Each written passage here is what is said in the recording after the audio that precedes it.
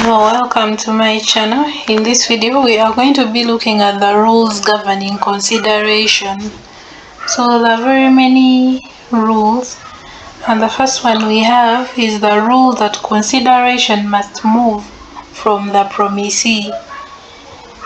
So we have two parties. In this case we have the promiser, who is the person who makes the promise. Then we have the promisee, who is the person to whom the promise is made. So consideration must move from the promisee, so it's the promisee to give that consideration. So this was seen in the case of Tweedle versus Atkinson in 1861. So in this case, Tweedle and William Guy, they were two fathers, and they made a written agreement where each promised to give a sum of money to William Tweedle. William Tweedle was a son of Tweedle. So William Guy later failed to pay the promised money. After Guy died, William Tweedle, the son, sued Guy's estate to enforce the promise. So court ruled that William Tweedle, the son, had no right to sue because he was not a party in the contract. His father and William Guy made the contract, but for him, he was not part of the contract. So he had not given any consideration.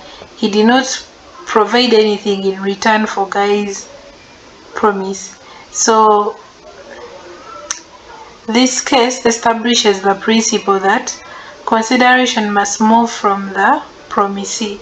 Only the person who gives something in exchange for a promise can enforce a contract. Another rule we have is that consideration should not be past.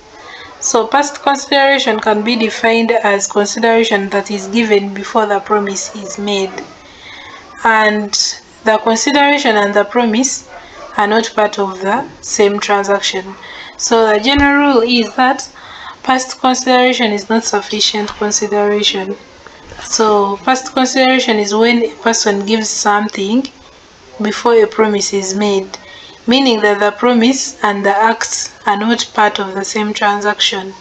So the general rule is that past consideration is not valid consideration, meaning that it cannot be used to enforce a contract. This means that if consideration which the promisee has given to the promiser is past consideration, the promisee is unable to enforce the promiser's promise. Case to illustrate the principle that past consideration is not sufficient consideration is the case of Mercado in 1951. So in this case, the woman, Mrs. Mercado, was living in a house that belonged to her husband's family. So she spent her own money renovating and improving the house. After she had already completed the renovations, her husband's relatives, the legal owners of the house, signed a document promising to reimburse her for the expenses she incurred. Later, they refused to pay, and Mrs. Mercado sued to enforce their promise. So the legal issue was the promise to pay Mrs. Mercado legally enforceable, even though the renovations had already been completed before the promise was made? So court ruled against Mrs. Mercado.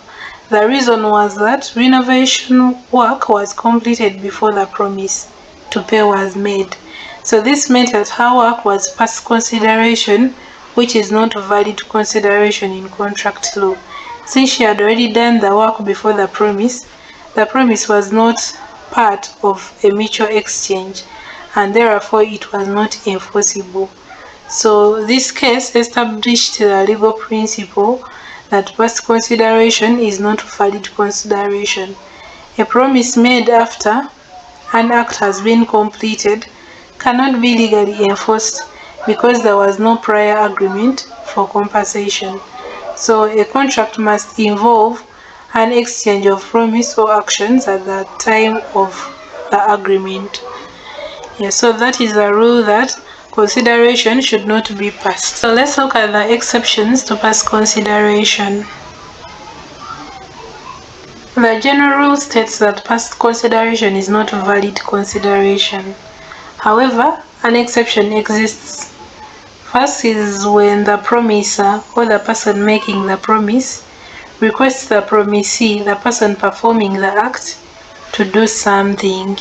If it was at the request of the promiser, then it will be valid consideration. This is an implied promise that the promiser will be rewarded for their efforts.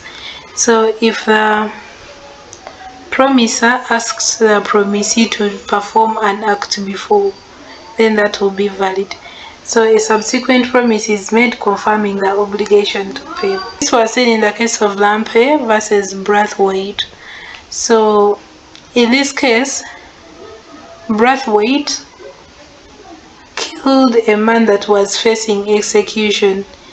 He requested the plaintiff to go to the king and obtain a royal pardon for him. So the plaintiff went through great effort and successfully secured pardon. After, Brathwaite promised to pay the plaintiff £100 for his efforts. However, Brathwaite later refused to pay and the plaintiff sued him. For this case, court ruled in favor of the plaintiff.